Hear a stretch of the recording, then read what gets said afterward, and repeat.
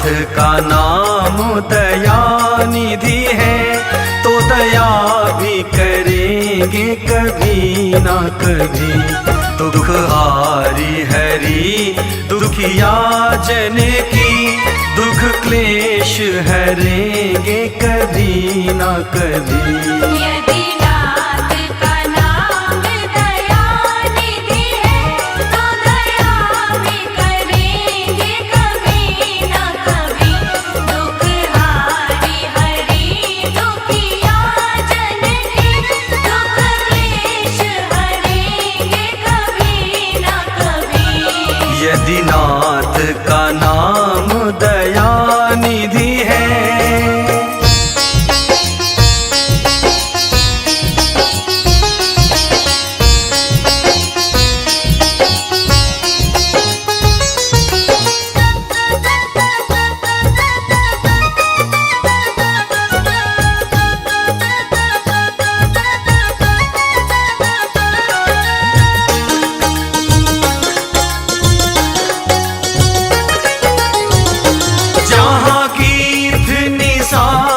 का आदर है, जहाँ व्याध अजामिल का घर है।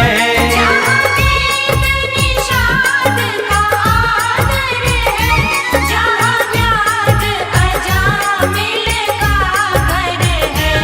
वहीं भेष बदल के उसी घर में, वहीं भेष बदल के उसी घर में हम जा ठहरेंगे कभी ना कभी। यदि नाथ का नाम दयानिधि है, तो दया भी करेंगे कभी ना कभी।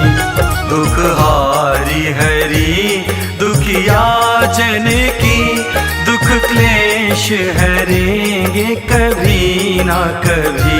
यदि नाथ का नाम दयानिधि है, तो दया भी करेंगे कभी ना कभी। दुख हारी हरि दुखिया जन की, दुख क्लेश हरेंगे कभी ना कभी। यदि नाथ का नाम दयानिधि है।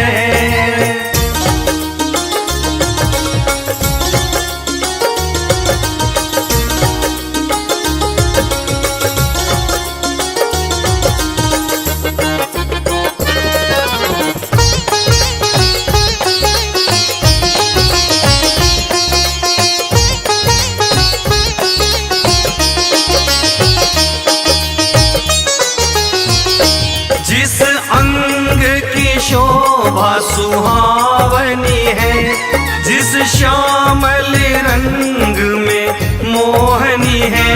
जिस अंग की शोभा सुहावनी है, जिस श्यामल रंग में मोहनी है।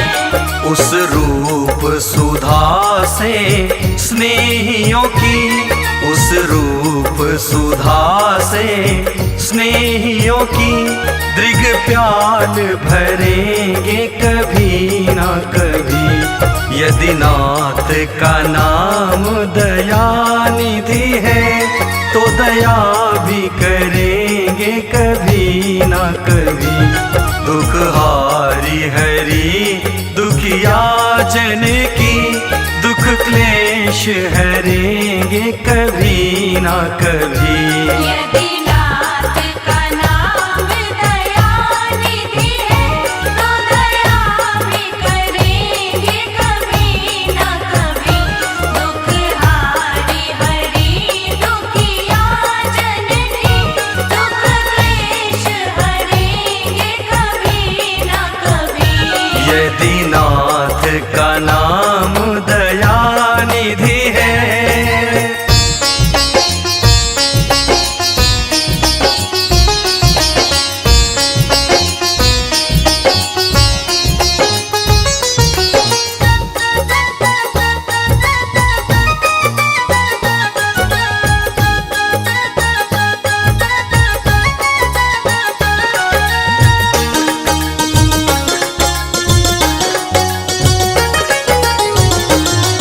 हम द्वारे पे आपके आके खड़े, मुद्दत से इसी जिद पर है अड़े।